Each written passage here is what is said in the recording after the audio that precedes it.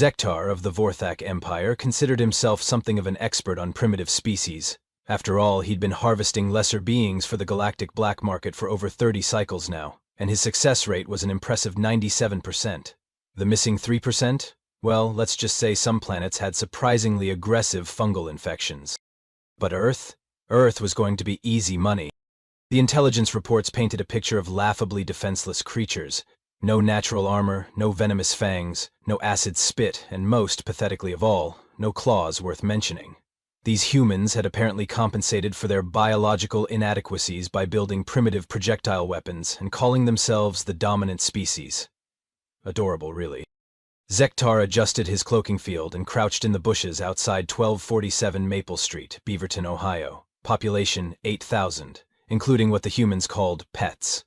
The irony wasn't lost on him that these creatures kept even weaker species around for companionship. It was like watching a species advertise its own vulnerability. His target was simple: one human juvenile, male, approximately 8 Earth years old. The client had been very specific about age requirements. Something about optimal neuroplasticity. Zektar didn't ask questions, he just collected payment and delivered goods. Through his thermal scope, he observed the Miller family's evening routine. 2 adult humans, 1 juvenile, and according to his scans, 1 unidentified heat signature that seemed to move independently through the house, probably some kind of domestic animal. His research indicated humans often kept small, harmless creatures for emotional support. How wonderfully convenient that they'd already domesticated themselves. The parents, Dave and Linda Miller, were settling in for what appeared to be their nightly stupor in front of a glowing rectangle. Perfect. Zektar's paralysis beam could easily handle 2 sedentary adults. The child, Tommy, was in an upstairs room, likely in his sleeping phase based on the house's reduced activity. Zektar powered up his extraction equipment and ran through his mental checklist. Paralysis beam, check. Portable stasis field, check. Emergency teleportation beacon, check, though he doubted he'd need it. Backup communication device to call for support, also check, but again, this was Earth. What could possibly require backup? He was just about to initiate the approach sequence when that unidentified heat signature moved into clearer view through the ground floor window. Zektar froze. It was orange and enormous, and it was sitting in the window like some kind of furry sentinel, green eyes reflecting the streetlight with an intensity that made Zektar's primary stomach clench, uncomfortably. Just a domestic animal, he muttered to himself. Harmless pet, probably decorative. The creature in the window seemed to turn its head directly toward his hiding spot, which was impossible. His cloaking field was military grade. Those green eyes blinked once, slowly, deliberately. Zektar checked his equipment readings. Cloaking field, active. Thermal dampeners, active. Audio suppressors, active. There was absolutely no way a primitive Earth creature could detect him. The orange thing opened its mouth in what his translator interpreted as a yawn, revealing an impressive array of sharp, white teeth. Right, Zektar said, steadying his nerve. Standard extraction protocol. In and out, 30 minutes maximum. He crept toward the house, keeping low and moving with the practiced stealth of a professional predator. This was going to be the easiest 20,000 credits he'd ever made. In the window, Chairman Meow watched the strange, tall creature approach his territory, and began to purr. It was not a friendly purr. Zektar's first shot was perfect. His paralysis beam caught both adult humans simultaneously, dropping them into peaceful unconsciousness exactly as designed. Dave Miller's hand was still reaching for the remote control when the neural disruptor took effect. Linda Miller slumped sideways on the couch, her book falling to the floor with a soft thud. Textbook execution, Zektar whispered into his comm device. He powered down the beam and prepared to move to Phase 2, child extraction. He'd taken exactly 3 steps toward the front door when something landed on his head. 20 pounds of furious Maine Coon cat hit Zektar like a furry meteor, claws extended and yowling with the sound of 1,000 dying suns. Chairman Meow had apparently decided that the tall, ugly thing in his yard needed immediate correction, and cats don't believe in warning shots. What the? Zektar stumbled backward, frantically trying to dislodge what felt like an extremely angry throw pillow with knives. Get off! Get off! He fired his paralysis beam directly at the orange menace clinging to his skull. The beam hit Chairman Meow square in the chest with enough neural disruption energy to drop a Krellorian battle rhino. Chairman Meow paused his assault for approximately half a second, looked down at the glowing beam hitting his chest, then looked back at Zektar with an expression that clearly conveyed, "Is that supposed to be doing something?" Then he resumed, his face clawing with renewed enthusiasm. "Impossible!" Zektar spun in circles, trying to shake off his furry attacker while simultaneously checking his weapon readings. "Full power, maximum neural disruption, you should be unconscious." Chairman Meow responded by relocating his claws to Zektar's antenna array, which immediately began sparking. The alien's cloaking field flickered and died. "No, no, no, not the communications array!" Zektar reached up to protect his equipment, which was exactly the opening Chairman Meow had been waiting for. The cat launched himself from Zektar's head, performed a perfect mid-air twist that would have impressed Olympic gymnasts, and landed gracefully on the ground behind the alien. Zektar spun around, paralysis beam raised. "Stay back. I am a trained hunter of the Vorthek Empire. I have felled creatures 10 times your size." Chairman Meow sat down and began washing his paw, completely ignoring the weapon pointed at him. This was the feline equivalent of adjusting your tie after throwing someone through a window. "That's right," Zektar said, trying to regain his composure. "Recognize your superior. I am Apex Predator. You are just small domestic creature." Chairman Meow finished cleaning his paw and looked up at Zektar. Then, maintaining eye contact, he slowly knocked over the Miller's garden gnome. It fell with a ceramic crash that seemed to echo through the suburban night. "Why did you do that?" Zektar demanded. "That served no tactical purpose." Chairman Meow moved to the birdbath and, still watching Zektar, deliberately pushed a decorative stone off the edge. Splash. "Stop that. I don't understand what you're trying to accomplish." But Chairman Meow was just getting started. He padded over to Mrs. Miller's prize petunias and began systematically knocking over every single plant marker, maintaining perfect eye contact the entire time. Zektar realized with growing horror that this wasn't random destruction.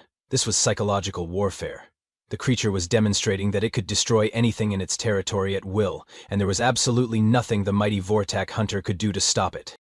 "This is impossible," he muttered, checking his weapon readings again. "Neural disruptors work on all organic life forms. It's basic biology." Chairman Meow finished with the garden markers and sat down in front of Zektar. Then he began purring again, but this time the sound was different. Deeper, more ominous. It was the purr of a predator who had just realized his prey was more entertaining than he'd initially thought.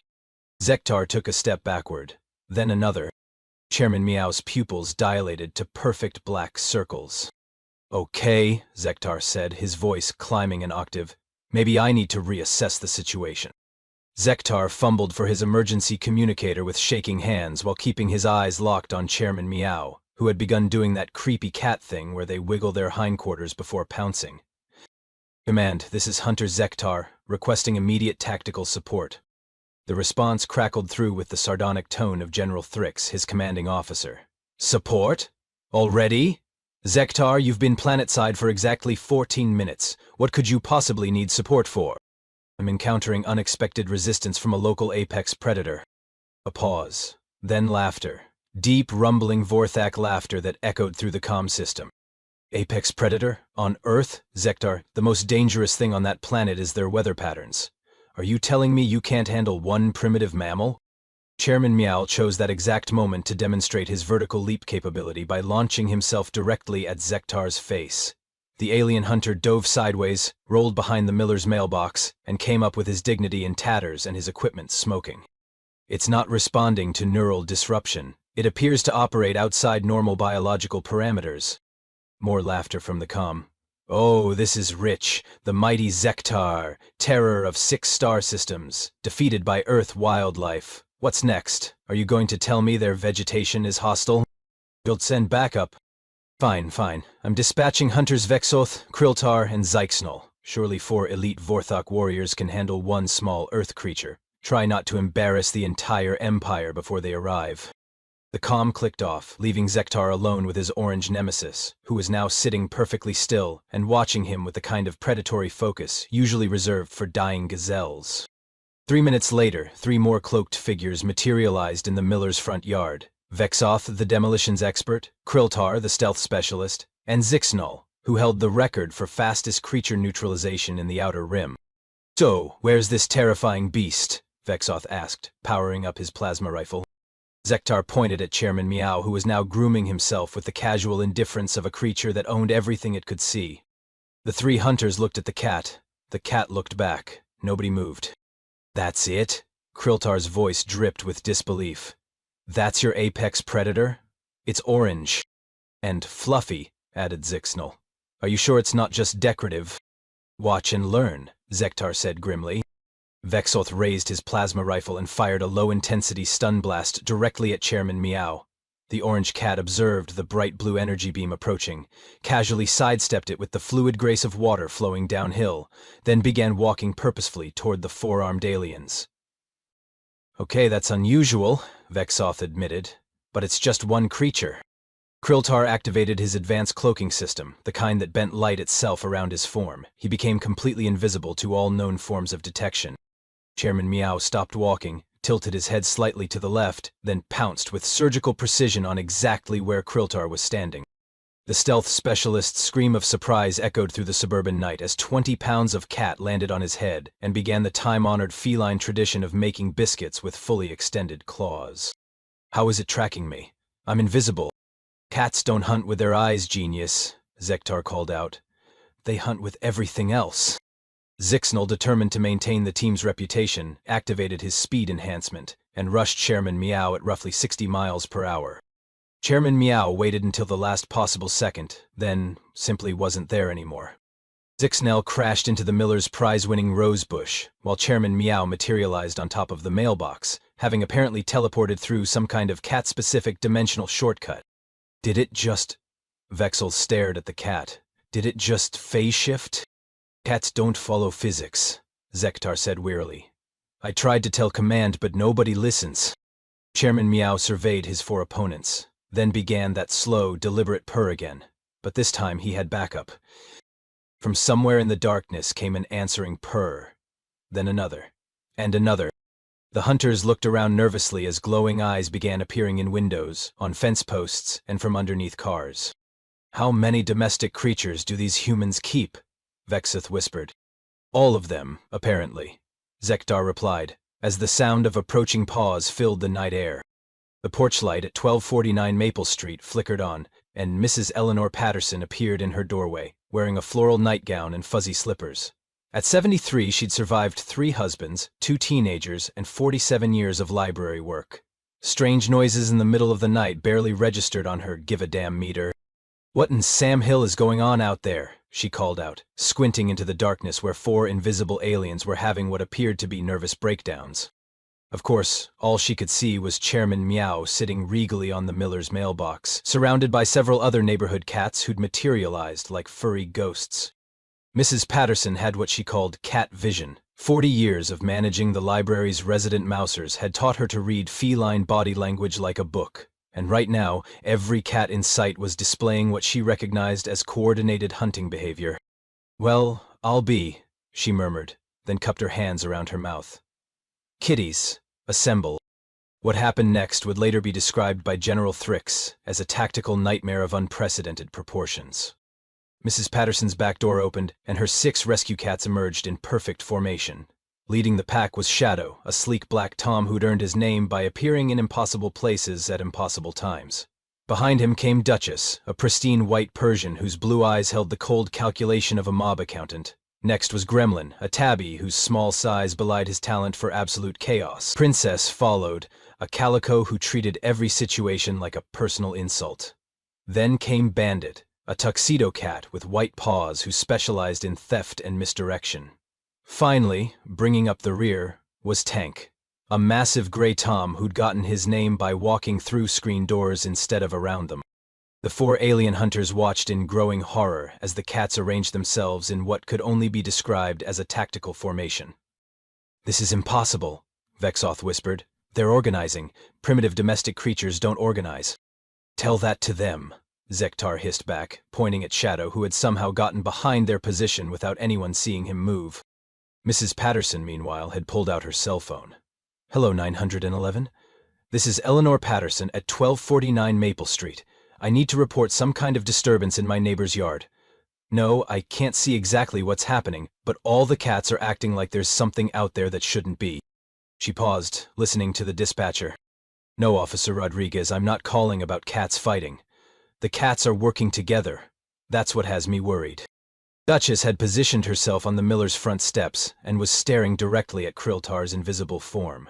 She began what could only be described as psychological warfare, purring, the kind of sound that made experienced hunters question their life choices. Gremlin, meanwhile, had discovered Vexot's equipment pack and was systematically knocking each piece of advanced alien technology off the porch with his paw. "Stop that!" Vexoth lunged for his plasma rifle just as it tumbled toward the ground. "That's worth more than your entire planet!" The gremlin paused, looked directly at the invisible alien, then deliberately pushed the rifle off the porch anyway. It hit the concrete with an expensive-sounding crash. Princess had taken up position near Zixnal and was performing the cat equivalent of intimidation by slowly extending and retracting her claws while maintaining unblinking eye contact with his general location. Bandit was running interference, darting between the aliens' legs and somehow managing to tangle their equipment cables despite being unable to see the actual equipment. Tank, the largest of Mrs. Patterson's crew, had stationed himself next to Chairman Meow and was radiating the kind of quiet menace that made experienced predators reconsider their career choices. "This is a nightmare," Zaxnal muttered. "How are they coordinating without verbal communication?" "They're using pheromone markers and body language," Zektar explained miserably. "It's like they have their own tactical network." Kriltar, still invisible but thoroughly surrounded, tried to edge toward the street. Shadow immediately materialized in his path, sitting perfectly still but somehow managing to convey that moving forward would be inadvisable. "They're hurting us," Vexoth realized. "The small furry creatures are hurting us like prey animals." Indeed. The cats had formed a loose circle around the four aliens, each feline positioned to cut off escape routes, while maintaining enough distance to avoid counterattacks. It was textbook pack-hunting behavior, except performed by creatures that were supposed to be solitary domestic pets. Mrs. Patterson watched the spectacle with growing fascination.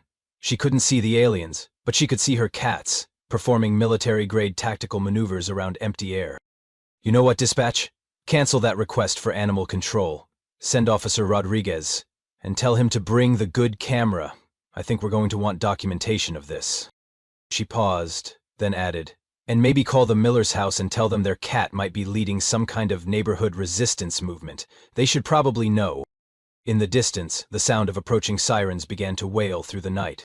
The cats heard it too, and their formation tightened.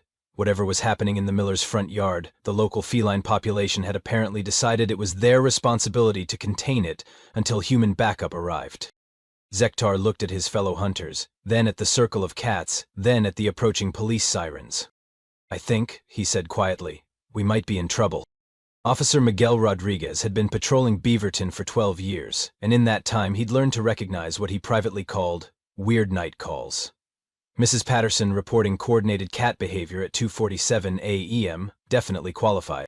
He pulled his cruiser up to 1247 Maple Street and immediately understood why Dispatch had sounded confused. The Miller's front yard looked like the aftermath of a very polite riot. Garden gnomes were overturned, plant markers scattered, and approximately 9 cats were arranged in what looked suspiciously like a military perimeter around absolutely nothing. "Well," Rodriguez muttered, grabbing his flashlight and body cam, "this is definitely going in the monthly report." He approached Mrs. Patterson, who was standing on her porch in her nightgown, watching the proceedings with the keen interest of someone observing a particularly engaging nature documentary. "Evening, Mrs. Patterson. Dispatch said you called about a disturbance?"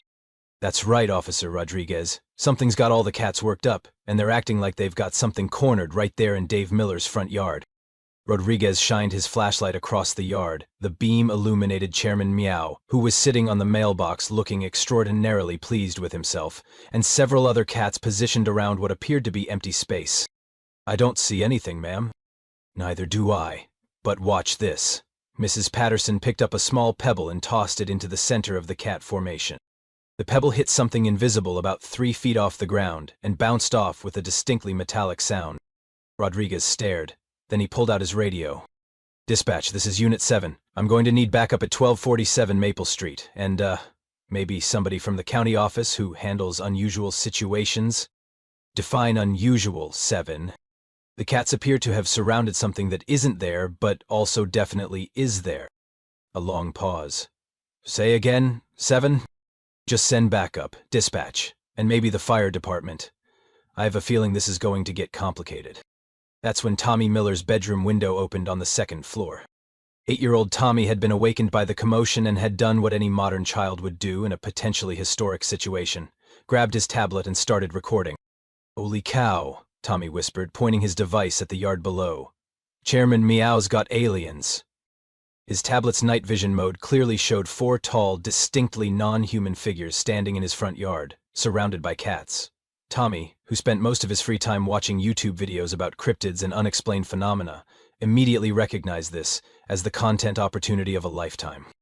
"Okay, TikTok," he whispered to his tablet's camera. "You're not going to believe this, but there are literally invisible aliens in my front yard right now, and my cat has them trapped." Down in the yard, Zektar heard the child's voice and looked up to see a small human pointing some kind of recording device directly at them.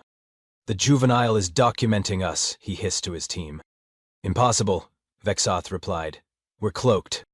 "Tell that to the recording device," Zektar shot back. Tommy, meanwhile, was providing running commentary for his rapidly growing live audience. "Okay, so the big orange one is Chairman Meow, he's like the neighborhood boss cat. The black one is Shadow, he belongs to Mrs. Patterson. That white one is Duchess, she's super prissy, but apparently also tactical genius." Officer Rodriguez heard the child's voice and looked up at the window. "Tommy? Tommy Miller? What are you doing up there?" "Documenting first contact, Officer Rodriguez. This is going on every social media platform I can think of." "First contact with what?" Tommy held up his tablet so Rodriguez could see the screen. Even from the ground, the officer could clearly make out 4 tall, distinctly alien figures standing exactly where the cats had them surrounded. Rodriguez stared at the tablet screen, then at the empty-looking yard, then back at the screen. "Well," he said finally, "that explains the cats." By this time, Tommy's livestream had attracted several hundred viewers, and the comment section was exploding with excitement. The view count was climbing rapidly as word spread across the internet that some kid in Ohio was broadcasting what appeared to be genuine alien contact. "Okay, chat," Tommy continued his narration, "the aliens look really frustrated right now, like Chairman Meow has basically turned them into the world's most advanced cat toys." Indeed, the 4 Vorthok hunters were beginning to show signs of serious psychological stress.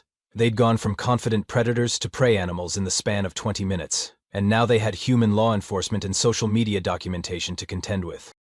"This is a diplomatic incident," Kriltar moaned. "Command is going to have our molting cycles for this." "Diplomatic incident?" Zakesnol laughed bitterly. "We're being held prisoner by house pets, while a human child broadcasts our humiliation to their primitive information network." Mrs. Patterson, meanwhile, had been watching Officer Rodriguez study Tommy's tablet with great interest. "So you can see them on the recording device?" she asked. "Clear as day, ma'am. 4 of them, about 7 feet tall. Definitely not from around here." "Well then," Mrs. Patterson said practically, "I suppose I should go put on some coffee. This looks like it might take a while." She paused at her door and looked back at the scene. "Should I call the Millers and let them know they've got company?"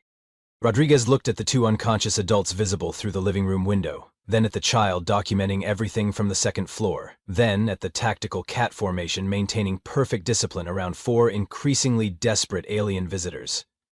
"You know what, Mrs. Patterson? Let's see how this plays out first. I have a feeling Dave and Linda are going to need all the sleep they can get before they wake up to deal with this." Tommy's livestream viewer count had just passed 5,000 and was climbing rapidly. In the comments section, people were already posting screenshots and sharing the stream across platforms. The aliens were no longer just trapped by cats, they were trapped by cats while being broadcast live to the entire internet. And somewhere in orbit, General Thrix was about to have the worst morning briefing of his military career. General Thrix had been monitoring the mission from his command ship with the casual interest of someone watching a nature documentary. Earth extraction missions were supposed to be routine. Boring, even.